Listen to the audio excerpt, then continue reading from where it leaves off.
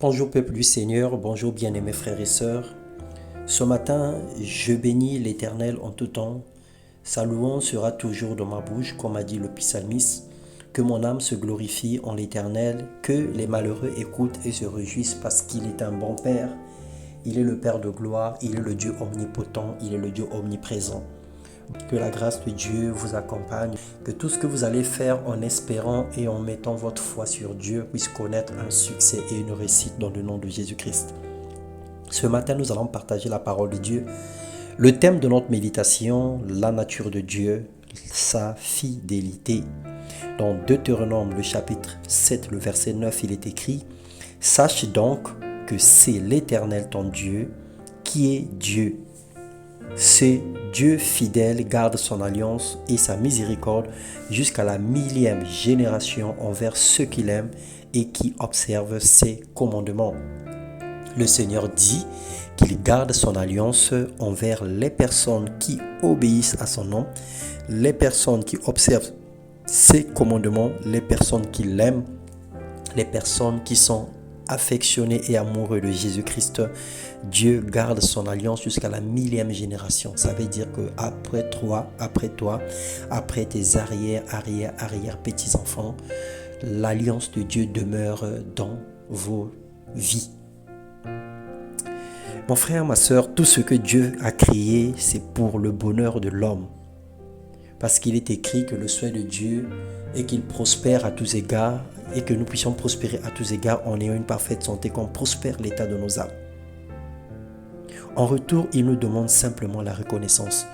Dieu ne nous demande pas des travaux forcés, Dieu ne nous contraint pas à faire quoi que ce soit, mais il nous demande simplement d'être reconnaissant pour ce que nous recevons de lui. Que nous puissions lui mettre à la première place et lui dire que sans lui, nous ne pouvons rien faire. Il est pour nous un refuge et un appui, un secours toujours présent dans la détresse.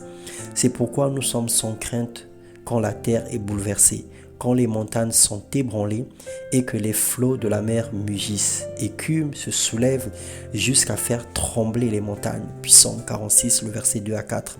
L'Éternel ne délaisse pas son peuple, il n'abandonne pas son héritage.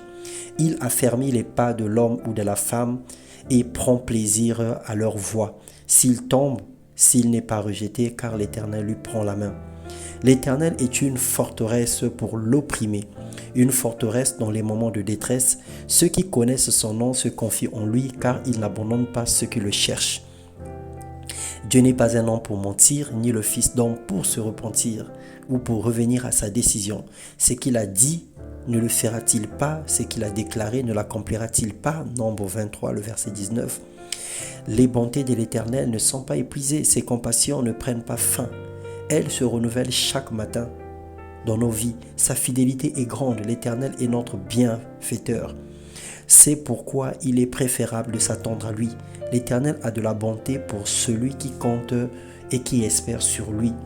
Pour celui qui le recherche tous les jours, il manifeste ses bontés. Sans cesse, nous attristons le Saint-Esprit par notre attitude. Nous manquons de compassion et nous sommes incapables de répandre l'amour de Dieu autour de nous. Malgré tout ce que le Seigneur a fait dans nos vies, mais quelquefois nous sommes ingrats, nous sommes égoïstes et nous sommes méchants envers nos semblables. Nous ne sommes même pas capables de témoigner ou de répandre la moitié de ce que nous recevons de Dieu. Alors que le Seigneur, il nous bénit afin que nous puissions bénir ceux qui sont dans le besoin. Il nous console afin que nous puissions consoler ceux qui sont affligés. Malgré toutes ces influences négatives, Dieu demeure fidèle. Il ne se compromet jamais, il ne change pas, il est réellement le même hier, aujourd'hui et éternellement. Il continue à nous supporter, il continue de nous accueillir et de nous prendre tels que nous sommes. Il manifeste davantage son amour dans nos vies, même au-dessus de nos méchancetés vis-à-vis de nos semblables. Bien-aimés frères et sœurs, ce matin, soyons fidèles, car nous avons la nature de Dieu. Que rien ne modifie l'œuvre de Christ à l'intérieur de tout un chacun de nous. Que le fruit de l'Esprit puisse fleurir à l'intérieur de chacun et que ces fruits soient mûrs, que ça porte à maturité. L'amour, la joie, la paix, la fidélité, la bonté, la bénité, la maîtrise de soi, la bienveillance. Que ces fruits puissent fleurir à l'intérieur de nous. Que nous puissions répandre l'amour de Christ et qu'en tout lieu où nous allons marcher, qu'on reconnaisse en nous que nous sommes véritablement des enfants de Dieu, que nous soyons des solutions pour le monde, des résultats pour ceux qui sont dans le besoin et le réconfort pour ceux qui pleurent et pour ceux qui sont dans des situations difficiles. Que le Seigneur te comble ce matin d'une onction particulière, qu'il bénisse ta vie et qu'il te conduise dans tout ce que tu dois faire cette semaine dans le nom puissant de Jésus-Christ. Que sa bénédiction soit notre partage et que sa main de grâce nous comble de grâce au nom puissant de Jésus-Christ. Amen.